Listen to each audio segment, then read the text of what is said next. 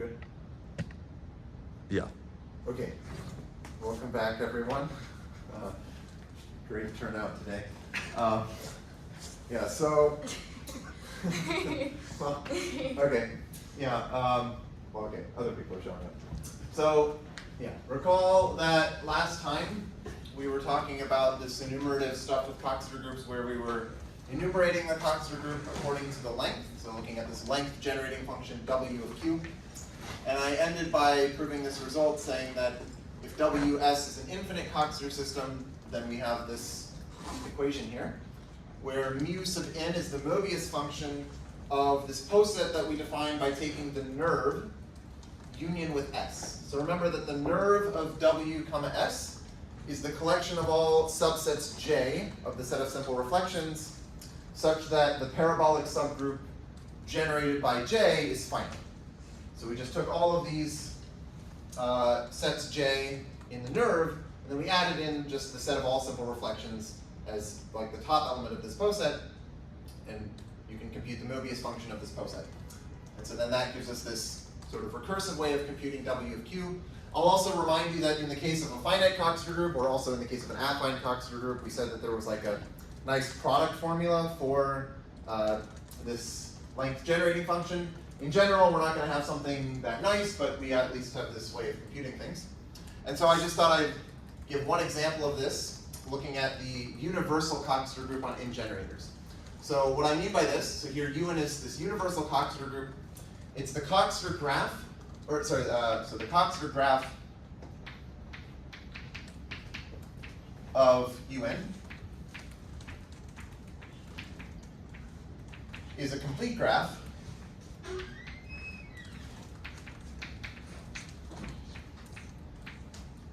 with n vertices. So there are n simple reflections, and each edge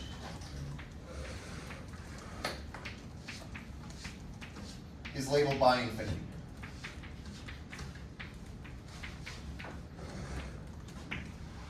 So the point of this is basically you want to construct a Coxeter group with in generators, in simple generators, so that you sort of have as few relations as possible.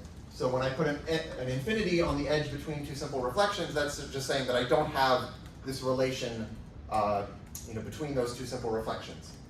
And the reason it's called universal is because whenever you have a Coxeter group within simple reflections, it's going to be a quotient of this universal Coxeter group. You sort of mod out by the extra relations that you would want to add for that other Coxeter group within simple generators. Okay, so in this case, we can actually very easily compute what the nerve is, because, okay, well, what is the nerve? The nerve of UN comma S is just going to be the set of subsets J of S, such that the size of J is at most 1. Because if I choose any subset of size at least 2, it's going to have two simple reflections that have an edge labeled infinity between them, and then that's going to give me an infinite Coxeter group. Okay, so here the poset that we would draw for like the nerve union S. Okay, so here this is like in of UN comma S, but also union with the set S. This is just going to look like this. We have the empty set at the bottom, and then we have all of the singleton sets. So we might have like S1 here, so the S2, and so on, Sn. And then at the top we have just the whole set S. Okay? So it's a pretty simple poset.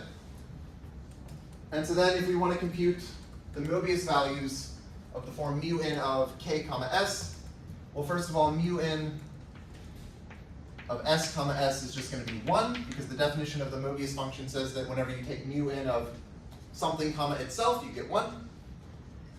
Also, if I want to take one of these simple reflections, so mu n of si comma s, well, remember when you compute the Mobius function, all you have to do is focus on like the interval between these two elements. You can kind of ignore everything else in the poset.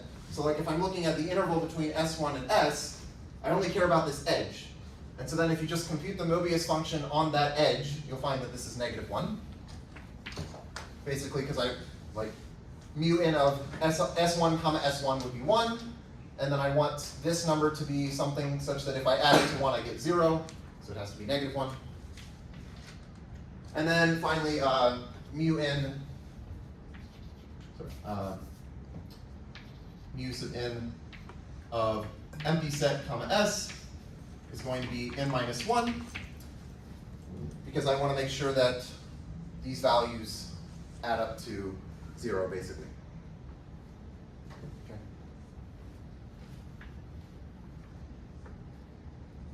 I guess I defined it, the Mobius function, where you say for a fixed bottom element, the sum of the things in the interval should be 0, but you can also fix like the top element S.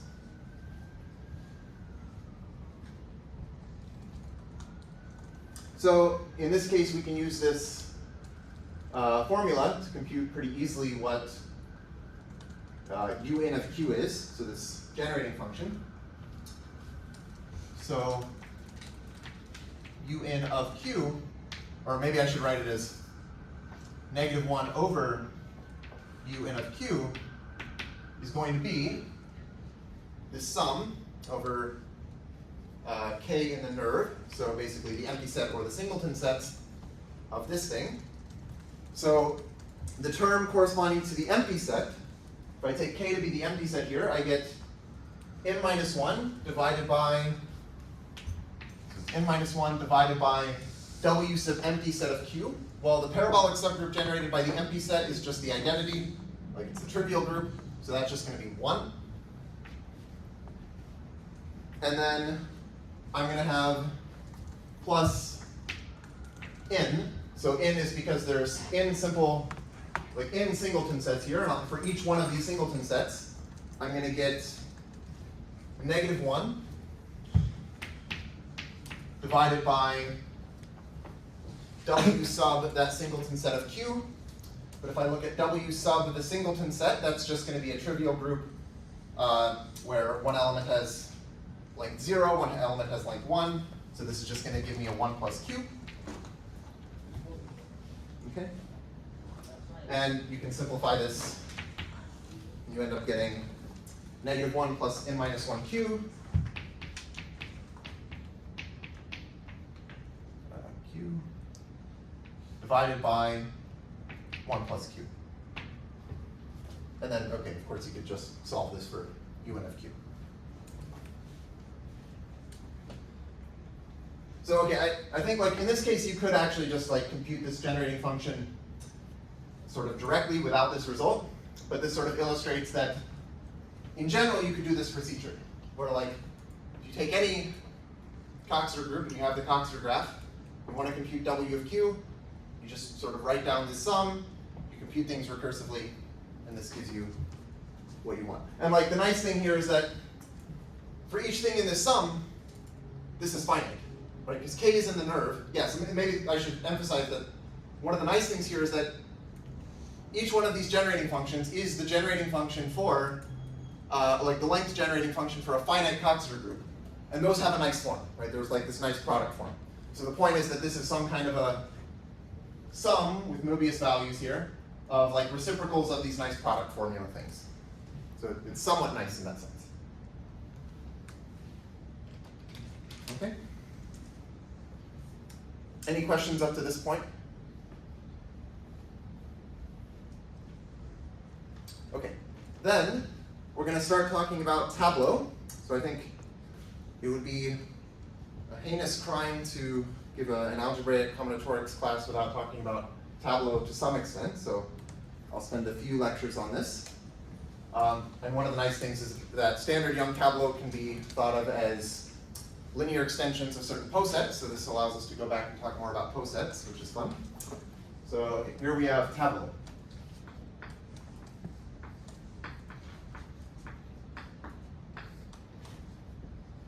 Okay, so I've mentioned Tableau before, but let me just make sure we're all on the same page.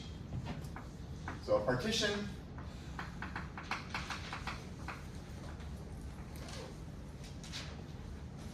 of a number n is a tuple, let's say lambda, so we'll call it lambda. This will be a tuple lambda 1 through lambda k of positive integers.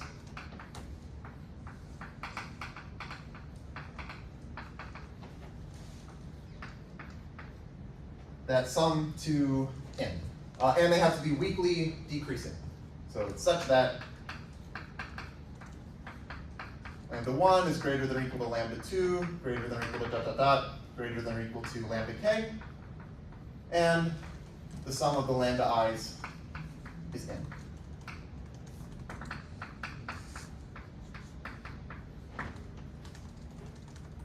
So these numbers, so the numbers lambda 1 through lambda k are called the parts of the partition.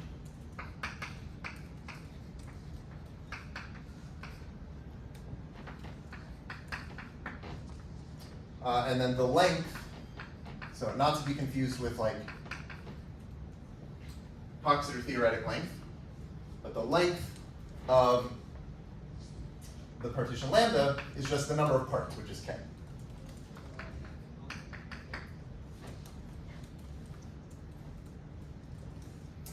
And we can represent a partition with a Young diagram. So we can represent a partition as a Young diagram.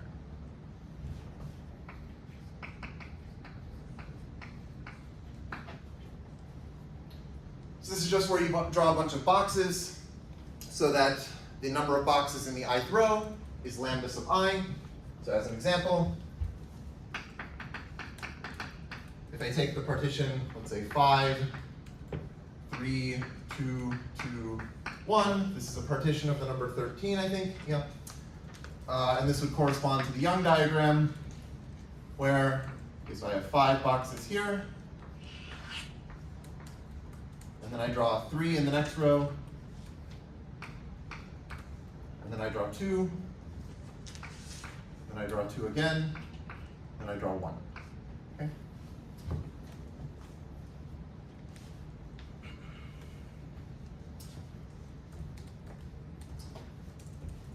Now we can think of a Young diagram as giving us a poset, where the boxes are the elements, and the order relation sort of goes into the southeast direction. So maybe a better way of saying this is that if you have a box, the elements covered by it in this poset are going to be the box immediately to its right and the box immediately below it, if there are such boxes. So for example, the minimal element of this poset would be the northwestmost box here. And the maximal elements of the poset are these boxes over here, which are sort of the maximally southeast boxes, and those are called the corners of the Young diagram. Okay, so I'm representing it different from how you represent a poset, but you can imagine this corresponds to like a Hasse diagram if you sort of rotate this around and replace the boxes with little dots. Okay? So Young diagrams are posets. Well, they are certain posets. So then we can talk about a standard Young tableau. Standard Young tableau.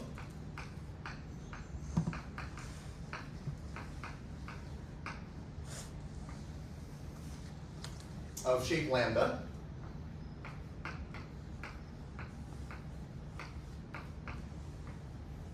Is going to be a filling of the boxes with the numbers from 1 to n. So the filling of the boxes of lambda. And when I say the boxes of lambda, I mean the boxes of the Young diagram of lambda. With the numbers 1 through n. So that rows and columns are strictly increasing. So that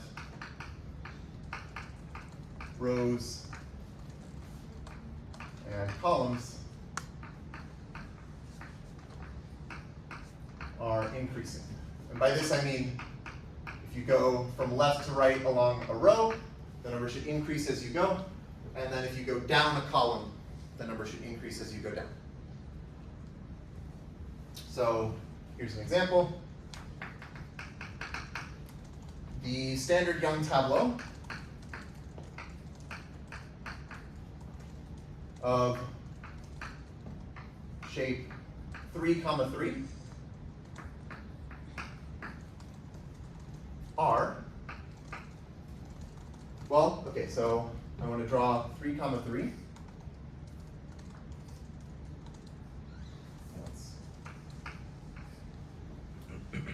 So I could fill it with 1, 2, 3, 4, 5, 6, like this. So you can check that each row is increasing from left to right, and each column is increasing as I go down. This is one of them. Here's another. So I could do 1, 2, 4, 3, 5, and 6.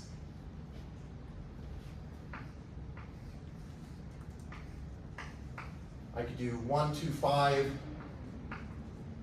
3, 4, 6.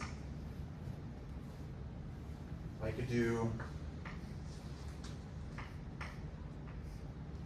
1, 3, 4, and 2, 5, 6. Or I could do 1, 3, 5, and 2, 4, 6.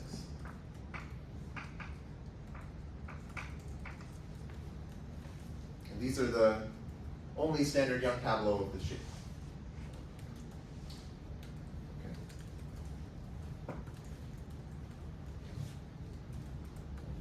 So if we think of the standard Young tableau, or sorry, if we think of the partition, like the Young diagram as being a poset, then the standard Young tableau are basically just linear extensions, because we're sort of assigning the numbers 1 through n to the elements of the poset so that the numbers increase as you go up the poset, where here up means like to the right or down. And so this is a linear extension. So let me just write that. If we view lambda as a poset,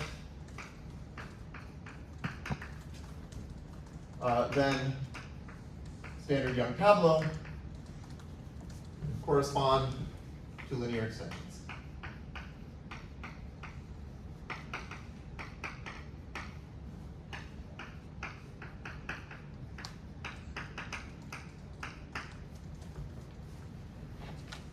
Okay. Any questions up to here?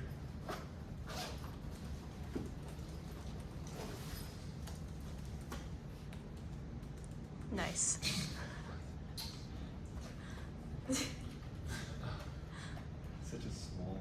Yeah. They sell them at Target. I thought it would be kind of ridiculous to bring like a full gallon. Anyway. Okay, so these are like linear extensions of certain posets.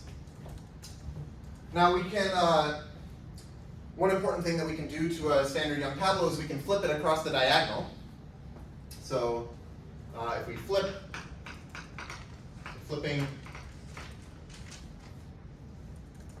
a standard Young tableau T of shape lambda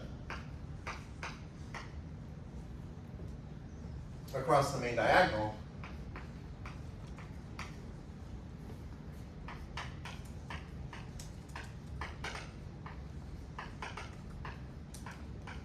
and by main diagonal I mean like this. So if you just sort of flip it like you reflect it, then this yields a standard Young tableau of a different shape. So I'll call this standard Young tableau T prime, and its shape is what I'll call lambda prime. And so we call So call T prime the transpose of T.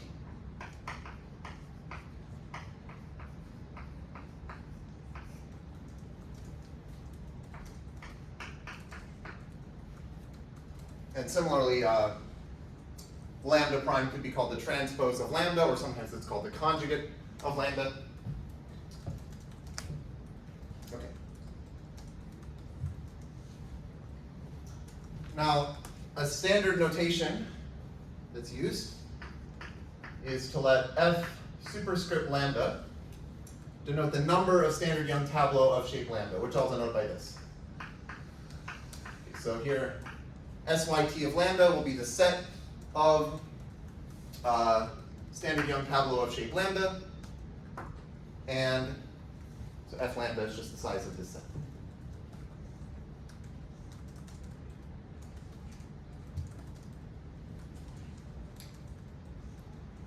So in general, if you have like some poset, some big poset, you can ask how many linear extensions does this have? This is sort of a very well-studied problem. And in general, the answer is not necessarily going to be something nice. You could maybe write down some kind of recursion that could count the linear extensions, but you're not usually going to get some kind of a nice formula. So the really remarkable thing here is that when you have a partition shape, you can actually compute the size of the set of standard Young tableau, in other words, the number of linear extensions, with a very simple formula, which is called the hook length formula. So I'll tell you the hook length formula, but first let me define what hook lengths are.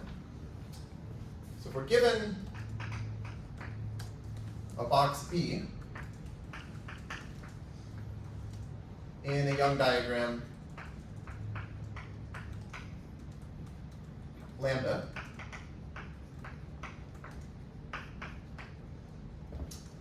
I'm going to let h sub b be the hook length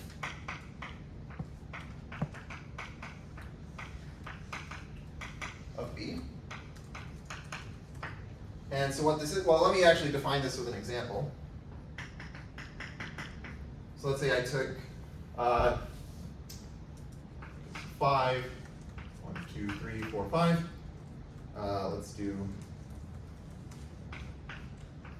3, 3, 2, 1. And let's say I pick, let's say this box right here. This is my B. So what I do to compute the hook length is I shine a beam of light from this point over to the right until it hits the edge here. And then I also shine a beam of light from this dot going down until it hits the bottom. Okay, so I do that. And then the hook length is just the number of boxes that are hit by these light beams. So it's basically the point that I started with, the box B, together with this box, and this box. So in this case, the hook length is 4. Okay, so if this is B, then h sub B is just 4.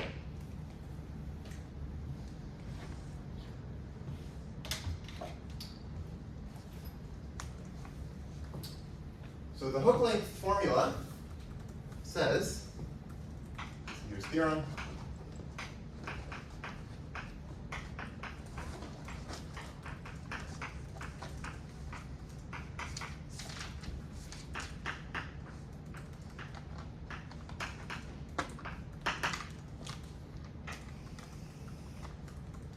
so let lambda be any partition of n.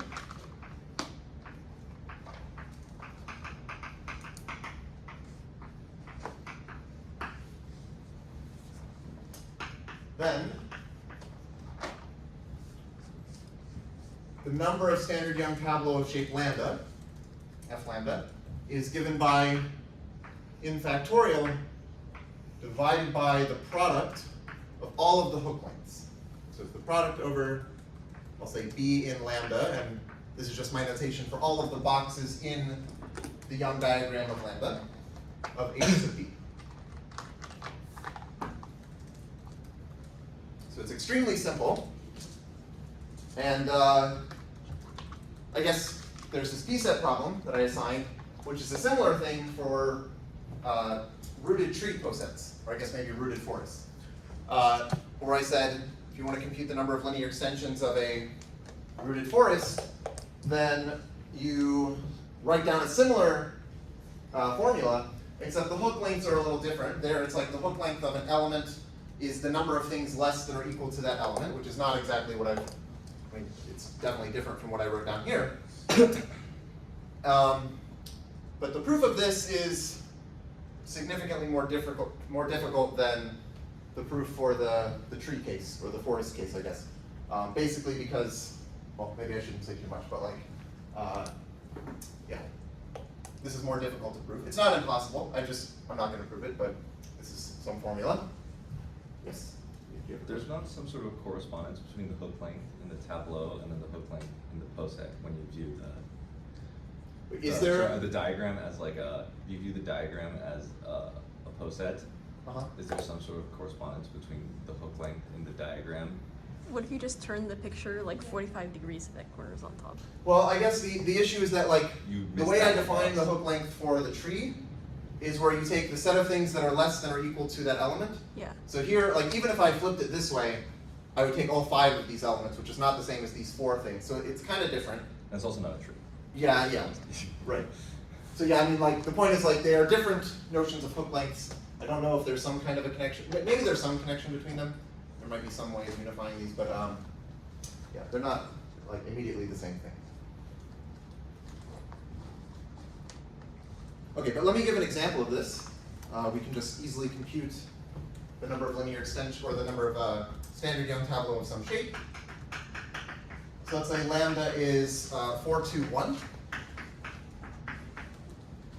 So here's the Young diagram of 4, 2, 1.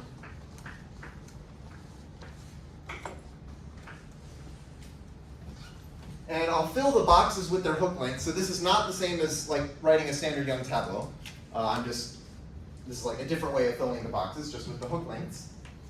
So the hook length of this box, okay, what is the hook length of this box here, the northwesternmost one? 7. 6. 6, yes. This is 6. The hook length of this box, next to it? 4. 4. This one, 2. This one is 1. This one, 3. This is 1, and then this is 1. Okay. So if I wanted to compute the number of standard Young tableau of this, I take, okay, well, what is in here? It's the total number of boxes, which is 7. So I would say f lambda is 7 factorial divided by 6 times 4 times 2 times 1 times 3 times 1 times 1. And if you work this out, I think you get 35. That's what I computed at least. And so the point is, this is like way simpler than just like writing out 35 different standard Young tableau and counting them.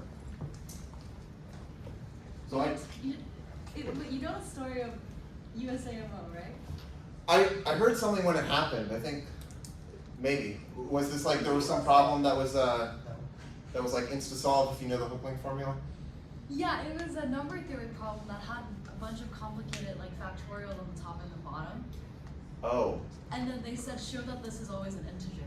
Oh, and it was just like Yeah. this. Oh, okay, yeah. So I didn't actually know what the problem was, but I heard there was some kind of like a scandal about it or something. Yeah. So anyway, yeah, if you know this formula, you can do well on the USAMO, I guess. Yeah.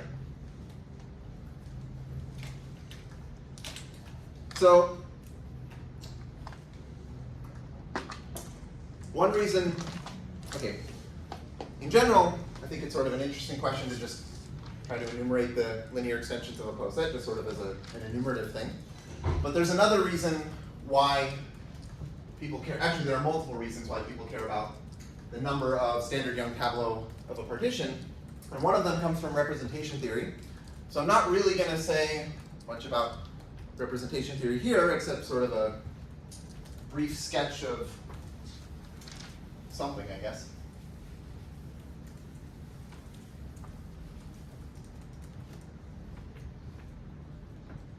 So, first of all, partitions of n back. Partitions of N correspond to irreducible representations of Sn.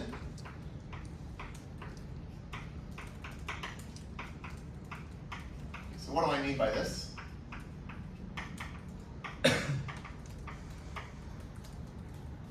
Well,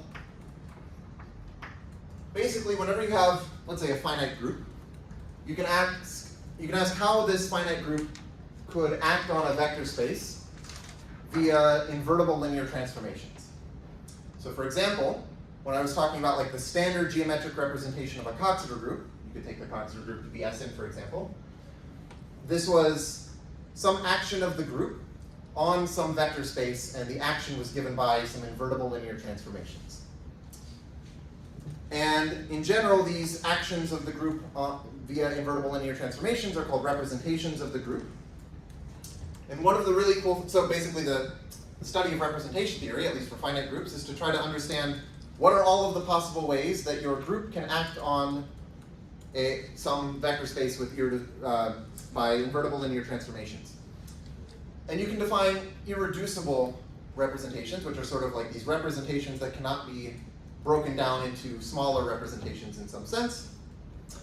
And there's this nice result saying that really any representation can be written in some sense as a direct sum of the irreducible representations. So if you want to understand all of the ways that your group can act on some vector space by invertible linear transformations, it suffices to classify what the irreducible representations are.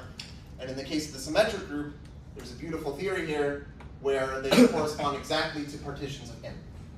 So let me do an example, I guess. I'll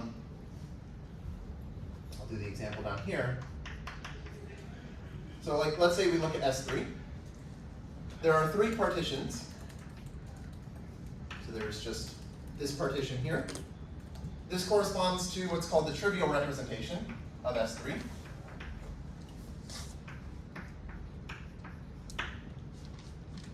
So this is a one-dimensional representation, meaning that you have a one-dimensional vector space. And the action is trivial in the sense that basically if you take an element W of S3 and you want it to act on a vector beta, it's just going to fix beta.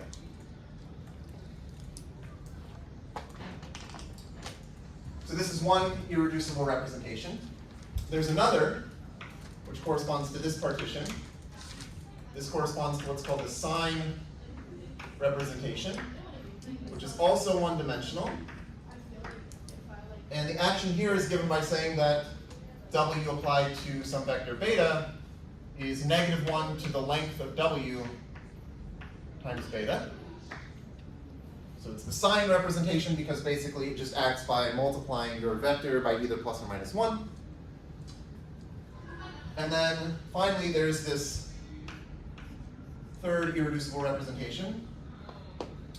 And this is actually the standard geometric representation, which we discussed earlier. So this is the standard geometric.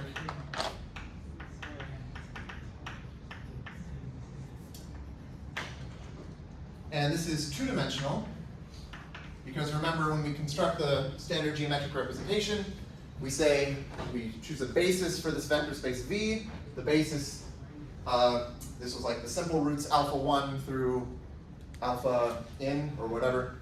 And these correspond to the simple reflections. S3 has 2 simple reflections, so the standard geometric representation is two-dimensional. Okay, so anyway, the reason why we care about the hook-link formula is because the dimension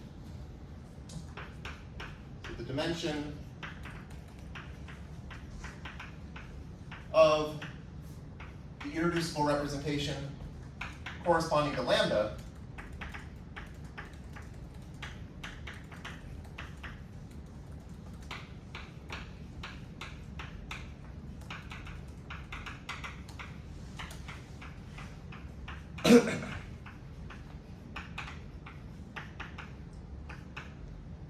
is f lambda.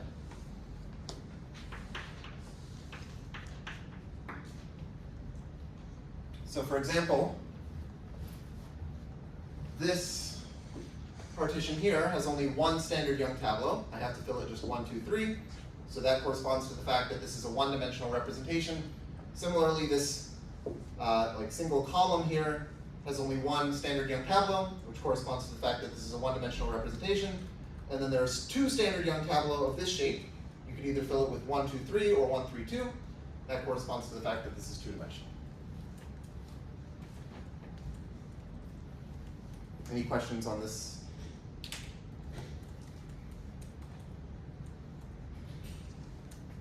Yes. Oh, it's possible that I was not here for this, but could you like explicitly write out like what these representations are, like as homomorphisms to like a group GLN? You can. I mean, like, are you asking? Okay, so these irreducible representations are sometimes called spec modules. Are you saying like, do you want a way to explicitly write down what spec mod? Like, how do you actually realize what a spec module is? Oh no, I just meant in these three specific cases. What do they look like? Oh, in these three cases, oh, it's okay. It's this. So like here, the trivial representation is it just acts by fixing each vector. Mm-hmm. So you have a one-dimensional vector space, and it's just W applied to a vector is that vector itself. Mm-hmm. The sign representation is, again, you have a one-dimensional vector space. Think of it as like, just the complex numbers, for example. And the action is just multiplied by -1 to the length of W. And then the standard geometric representation is something that we've seen before, where I was like drawing the two-dimensional picture with the braid arrangement and saying like you look at reflections in these three lines, basically. And that generates this representation. Okay, so or maybe another way of saying this is you could realize this as sitting inside of a three-dimensional vector space, and the action is by permuting coordinates, except you have to take the subspace given by the set of vectors whose sum of coordinates is 0. That's another way of like realizing this. Does that answer your question? Yeah. Okay. So,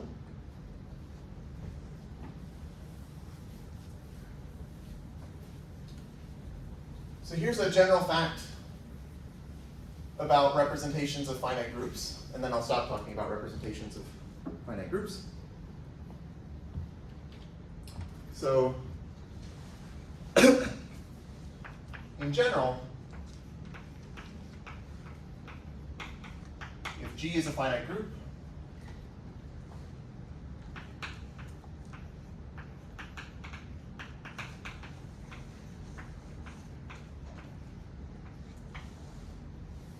then,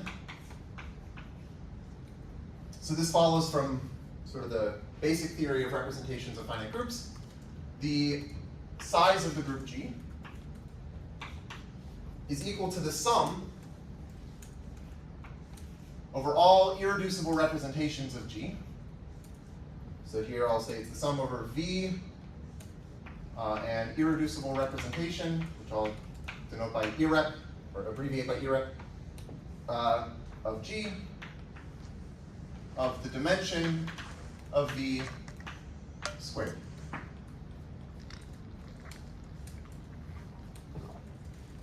So this is just sort of a general fact about finite groups, which is pretty cool, I think.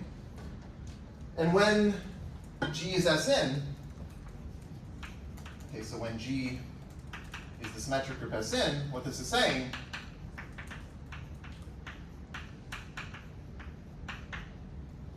well, the size of Sn is n factorial. We're saying this is the sum over all partitions. So let's say lambda, a partition of n.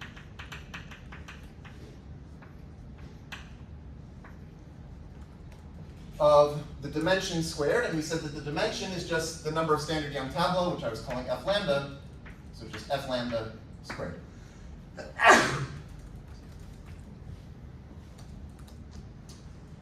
So this by itself just follows from this general group theory stuff, but you might ask in this sort of combinatorial setting where we have permutations and we have standard Young tableau and partitions and things, is there a direct combinatorial way of realizing this identity? And the answer is yes. So basically, This side of the equation counts permutations. In factorial, it's the number of permutations of size n. And this side is counting the number of pairs of standard Young tableau within boxes that have the same shape. Okay? So maybe I'll write this down. And so there's a bijection between these two sets, and it's called the Robinson-Shenstedt correspondence.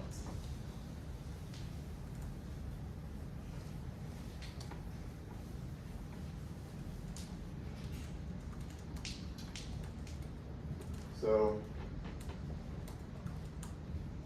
I guess I'll write this here. A bijective proof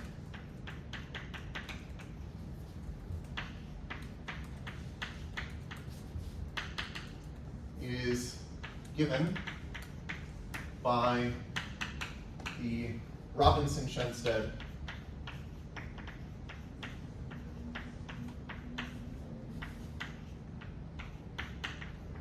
correspondence.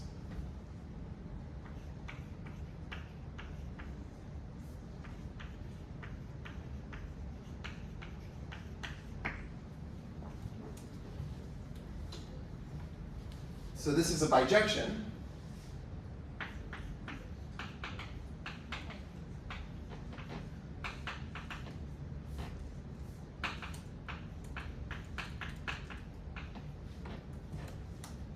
Which I'll denote by RS for Robinson-Shenstedt.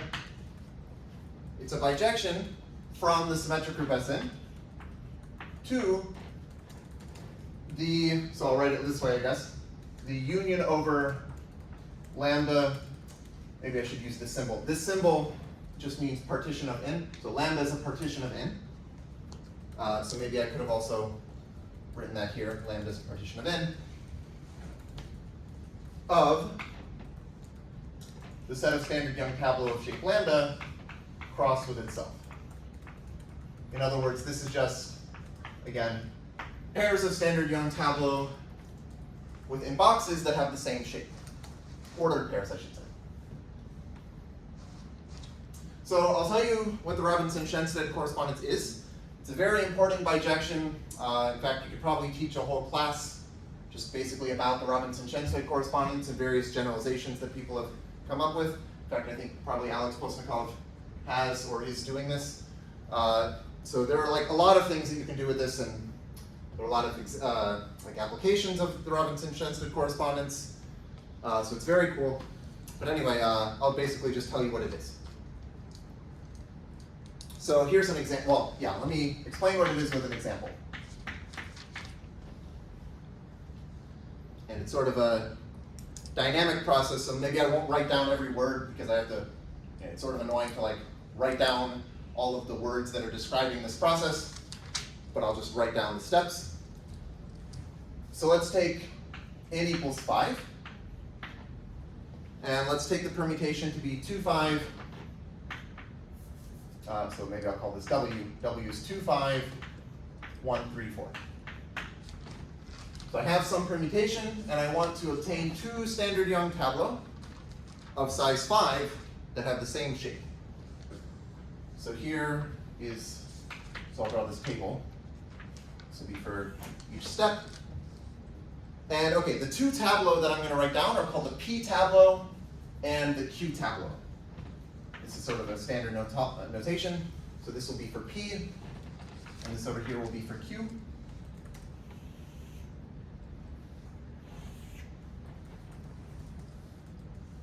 Also, I should say P is called the insertion tableau and Q is called the recording tableau. So the first step is I'm going to take the leftmost number here, which is my 2, and I'm just going to form a box with that number in it. So this is step 1. I just form a box with 2, and I do the same thing over here for Q. Or sorry, no, that's not what I do. For P, I form a box with 2 in it. And over here, what I do is I draw a box that is in the position of the box that I just wrote down, which is just this box, and I fill it with 1. And the 1 corresponds to this, the fact that this is step 1.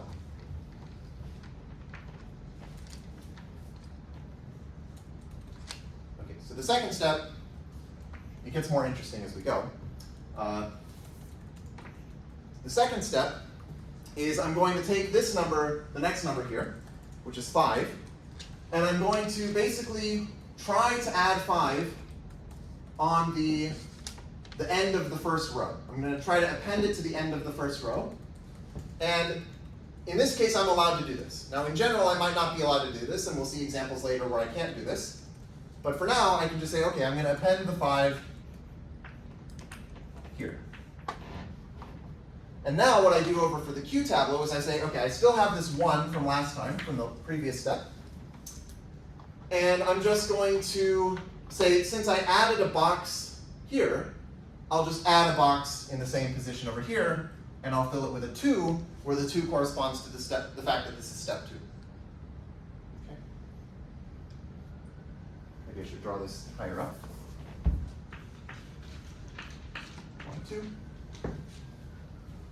Now let me do step 3. So step 3 is where things get a little more interesting.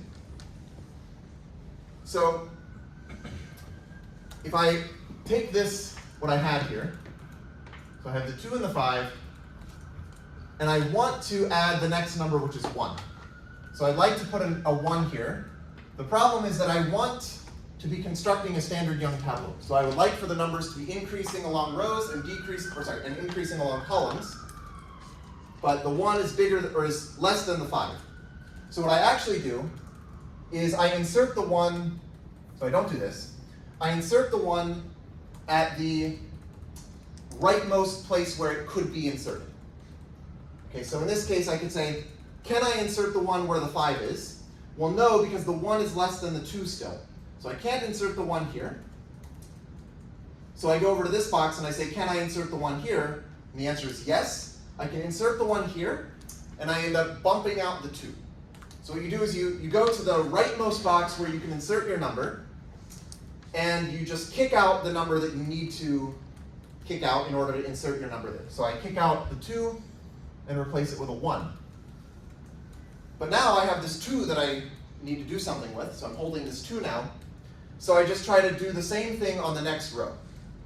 So I go 1 row down, and I say, okay, well now I can just put the 2 here. And that's fine because the 2 can just sit there. So that's how I insert the 1 into this. So I inserted 1 into this sort of partial tableau here. And then over for the Q tableau, so this is the recording tableau, I just draw a box in the position where I added my new box. And I fill it with a 3 because this is step 3. So this should explain, I'll keep going, but this should explain why this is called the insertion tableau. It's because at each step you're inserting a new number into the tableau, and this insertion maybe requires you to like bump some number out, and then that maybe bumps some things, and you basically keep doing this bumping process. And then this is called the recording tableau because at each step you're just recording which position you added your box to when you did the insertion. Okay, so here's step 4. Let me, again, write down my 1, 5, and 2. And I want to add the 3 here. So what I do is I say, well, let me try to add the 3 to the first row. I can't do that because 3 is less than 5. But I can insert it for the 5. Like I can kick out the 5 because then I'll have 1, 3, and that'll be increasing in that row. So I'm going to kick out the 5 and replace it with a 3. Now I'm holding this 5, and so I try to insert the 5 into the next row. And there, I'm allowed to do this, that's fine. I can just add the 5 here. I didn't have to bump anything when I added the 5. Okay, so over here, for the recording tableau, I just add this box here with a 4 in it, because this is step 4. And finally, there's one more step, which is step 5. So for step 5, I'm going to, again, have this tableau here, 1, 3, 2, 5. I try to insert the 4. Well, okay, actually the 4 can just go to the end of the first row. So I can just add, this is 3, this is 5. I can just add this box with a 4. So that's my tableau here. And then over here, hopefully you can see this, I don't know. You can This see is it in one- the recording. Sorry? You can see it in the recording. Okay. So so I added this box here because this is step 5, and that's the position where I added the box. Okay? And so at the end of this process, so there are 5 steps, now I have these 2 tableaux, and those are the 2 tableaux that I am outputting from this Robinson-Chenstead correspondence. So this would be my P tableau, which I'll call P of W. So this here is P of W. And this here is Q of W.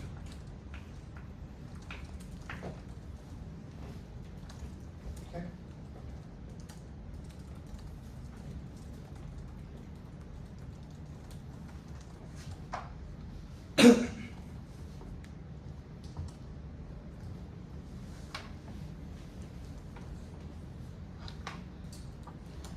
Are there any questions about Robinson-Chenstead? Yes. How come you're not using Shinstead's updated name? Oh, Ia. Yeah. Yeah, I don't actually know the full story of this, but Shenstead apparently renamed himself Ia. I don't know. The Babylonian He god. lives in the woods. And he lives in the woods. Yeah, right, yeah, I don't know. Do you know more about him? Like, what's the deal? I mean, yeah. He just lives in the woods and his name's Ia now? Okay, yeah. He makes various games and toys. Well, he died. Oh, he died? He died 2 years ago. Okay. Oh, okay. Anyway, yeah, so that's, See the notes. there we go, it's in the notes. Great, thanks. Okay.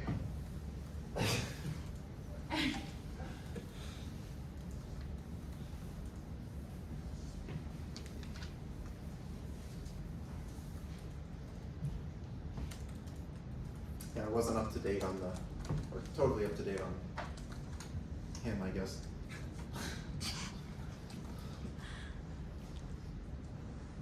Okay. So, in general,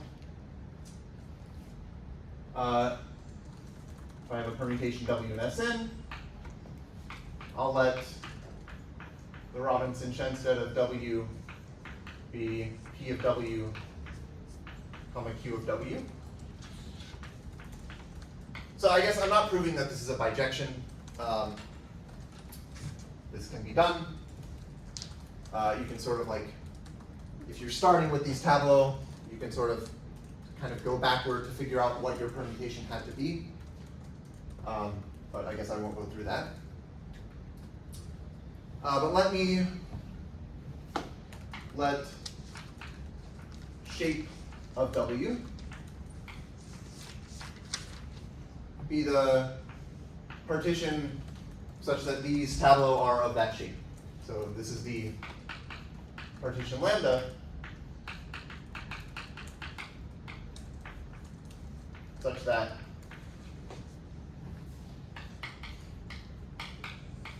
the P tableau and the Q tableau are standard Young tableau of shape lambda.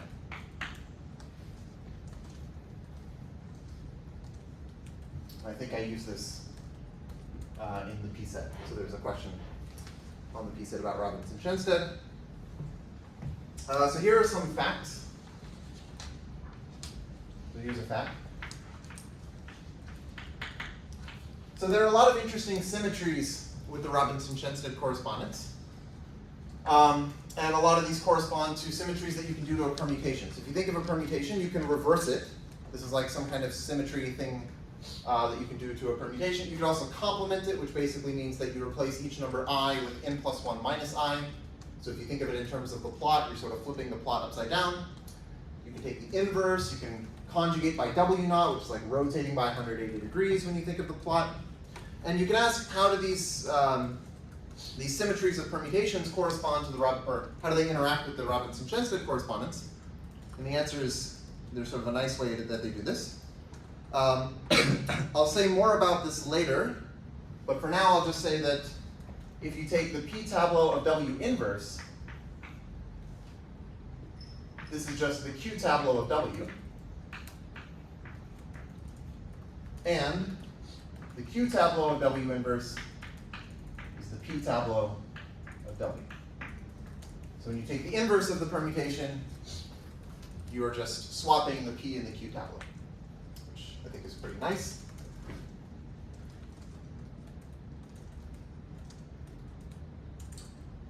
Okay.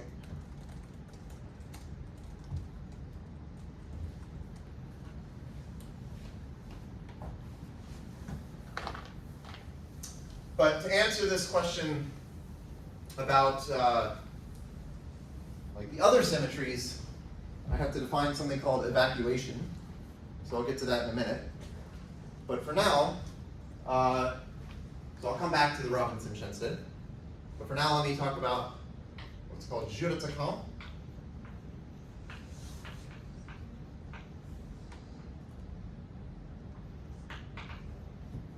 Or sort of equivalently promotion.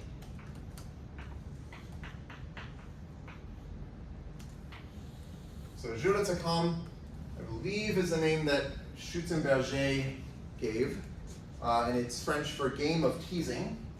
And it basically refers to this 15 puzzle. If you've seen this, where you've got like the 15 tiles in a 4x4 grid, and you're allowed to slide the tiles around. So you call that the game of teasing, and this sort of like act of sliding the tiles around is kind of similar to what happens in jeu d'attaquant. So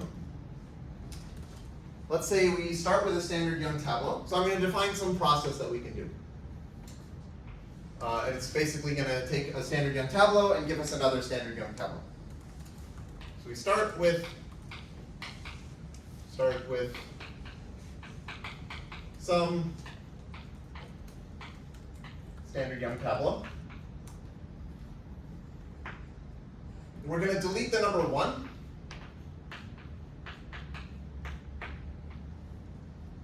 And then we're going to slide the smallest number. So slide the smallest number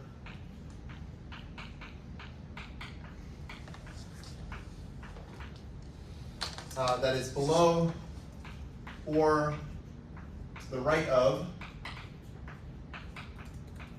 that box,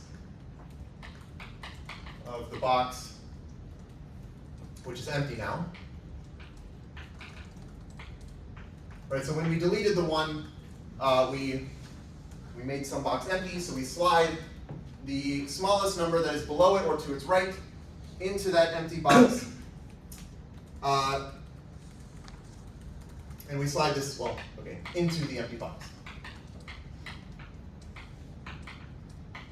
And then we sort of repeat, so I'll give an example of this. Repeat until the empty box is a corner.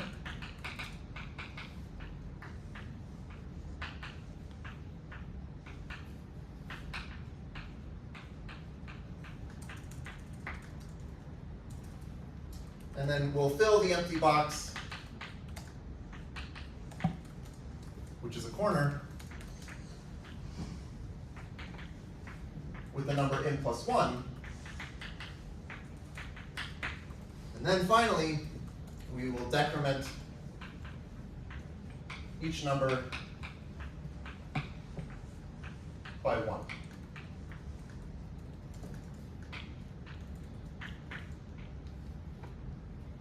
Okay. So let me show you an example of this. So here is some standard Young tableau of T. Okay, let's do this.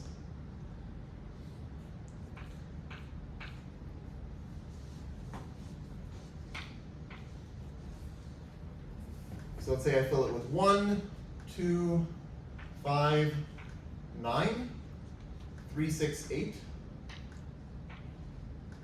and then 4, 7. So this is some standard Young tableau of size 9. So what I'm going to do, so maybe what I'll do is just draw this again down here, and I'll do the process down here.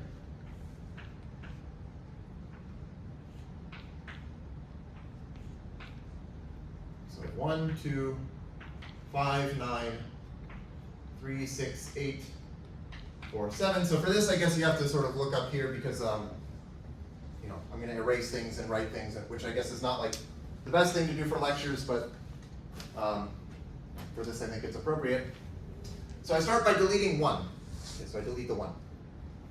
And now I say, what is the smallest number that is to the left, sorry, to the right or below this empty box? Well, it's the 2 here. So I slide the 2 into the empty box, like that. Now this is my empty box. So I look for the smallest number that is below or to the right of this empty box, and that's the 5. So I slide the 5 into this box here.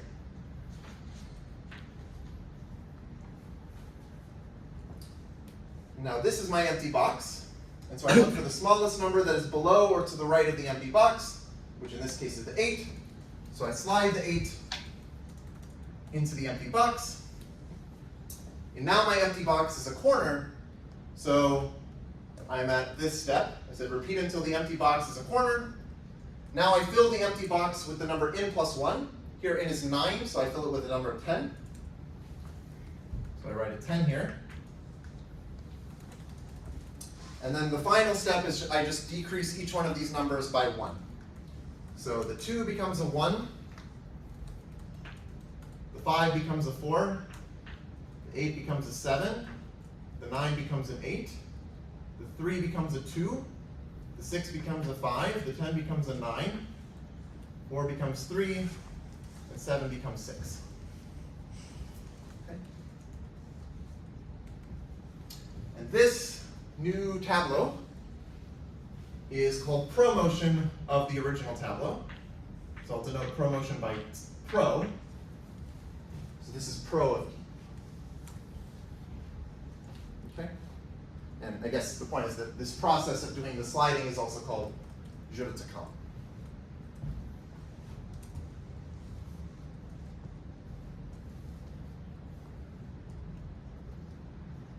So Okay. is corner anything with hook of 1? Sorry? Yeah, a corner is the same as a box with hook length 1.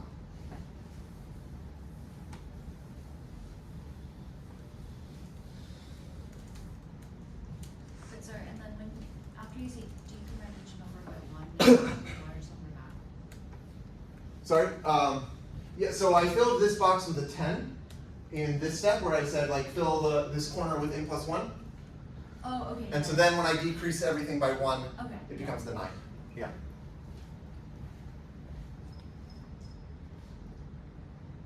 So you can actually do this for any poset, or I should say linear extension of a poset. It doesn't have to be a standard Young tableau. So more generally,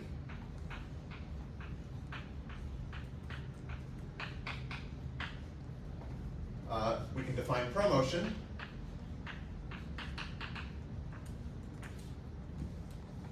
so this can be defined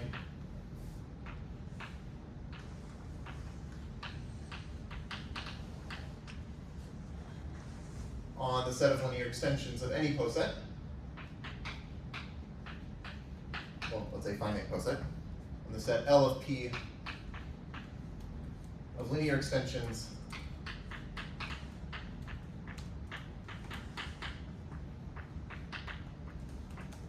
of a finite poset P.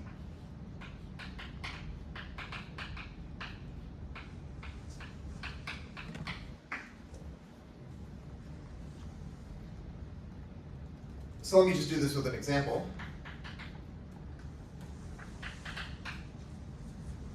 Okay, so here's some poset.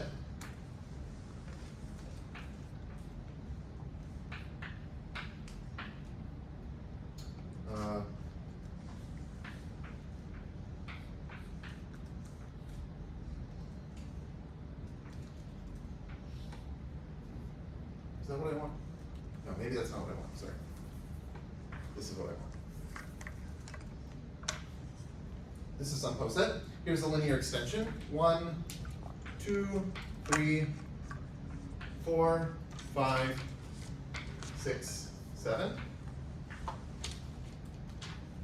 And if I want to do promotion, I sort of do the same kind of thing. Okay, let me draw this again.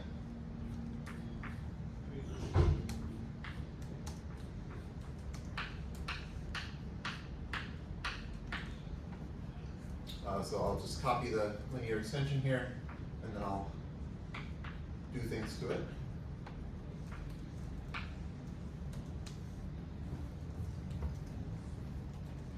So in this case, what I do is, again, I delete the 1. So here I'm going to delete the 1. And now what I do is I just say, look for the smallest number that is above the empty element. So here, this is the empty element. I look for the smallest number that is above it, which in this case is the 2. And I'm going to slide the 2 into this empty element here. So I slide the 2 down. And now this element is empty. So I look for the smallest number that's above this, which in this case is the 4. So I slide the 4 down. Now this element is empty. So I look for the smallest number above it, which is the 7. So I slide the 7 down. And now now I'm at the step where the empty element is a maximal element of the poset. That's what this is saying. So now I just fill that empty element with the number n plus 1. Here n is 7, so I fill it with 8. And then the last step is I decrease each number by 1. So the 2 becomes a 1. The 3 becomes a 2. 4 becomes 3. 5 becomes 4. 6 becomes 5. 7 becomes 6. And 8 becomes 7. Okay. So this is doing promotion on a set of some linear extension of some random poset.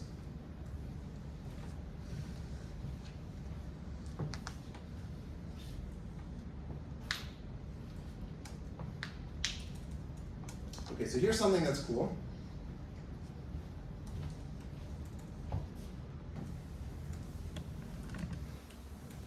So remember these Bender-Knuth involutions, which were these little local swapping moves that we can do to a linear extension of a poset. So here's a fact.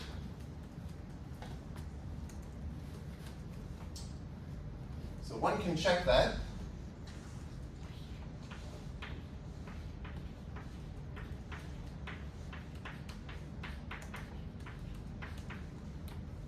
When you do promotion to a linear extension of a poset, this is the same thing as doing the first Bender-Knuth involution to the linear extension, and then doing the second Bender-Knuth involution, and so on, all the way up to the last Bender-Knuth involution, which is b case n minus 1.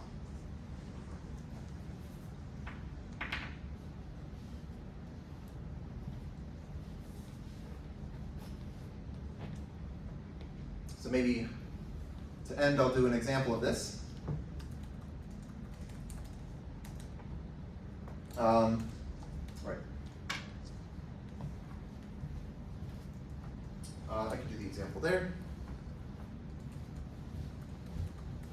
Let's take the exact same linear extension of the same poset from before. So let's just draw this again.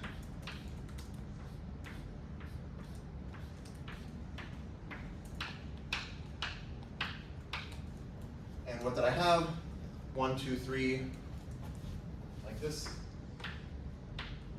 4, 5, 6, 7. Okay. Now I'm going to do promotion, but I'm going to compute it in this way. So I'll take the same poset as before.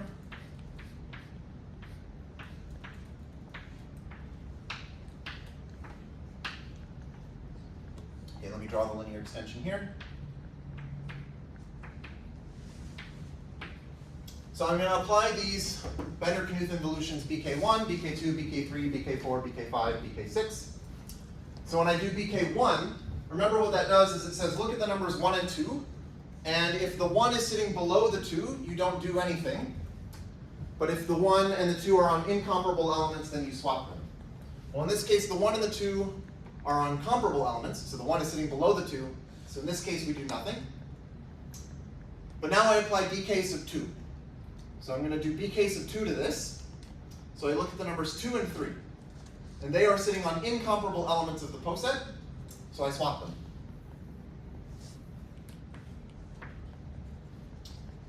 Now I do BK sub 3. So I look at the numbers 3 and 4. The 3 is below the 4, so I do nothing. Now I do BK sub 4. So I look at the numbers 4 and 5. They're sitting on incomparable elements of the poset. So I swap them. Now I do BK sub 5. So I look at the numbers 5 and 6. They're sitting on incomparable elements, so I swap them. And finally I do BK sub 6. So I look at the numbers 6 and 7. The 6 is below the 7, so I do nothing. So here I did all of these Bender-Knuth involutions, and I should have gotten, if I did this correctly, the same thing that I have over there. So maybe I won't explain why this is true, but if you're interested, I would encourage you to maybe think a bit about why this is true. You can sort of work it out for yourself. This is not like a p-set problem, but I think it's sort of a good exercise to just like convince yourself in your head why this is true. Maybe by drawing some examples. Okay. So I guess I'm not going to have time to do too much with evacuation, but I will at least define it, and then we can come back to evacuation next time.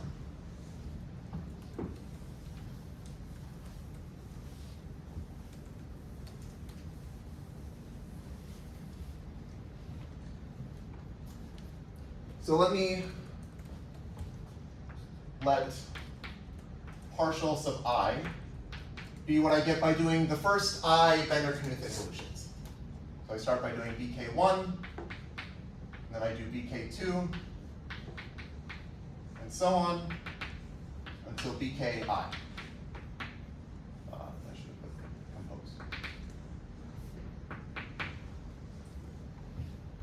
So okay, with this notation, promotion is just BK sub n minus, or is partial sub n minus 1. So pro is just what you get by doing partial sub n minus 1.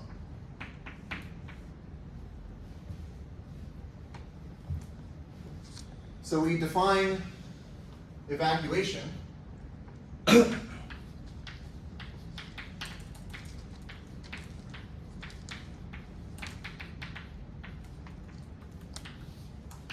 be the map.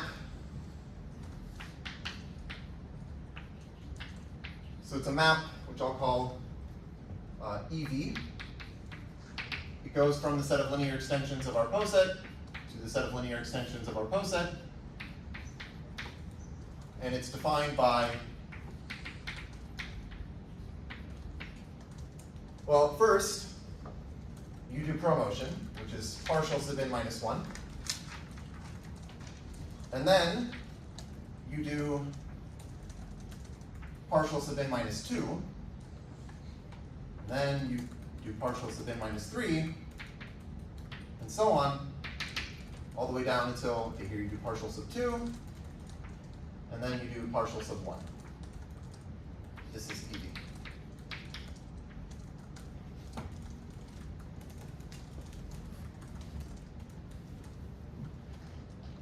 So I guess I didn't do this on purpose, but I guess it makes sense to call these partial because it's like a partial promotion.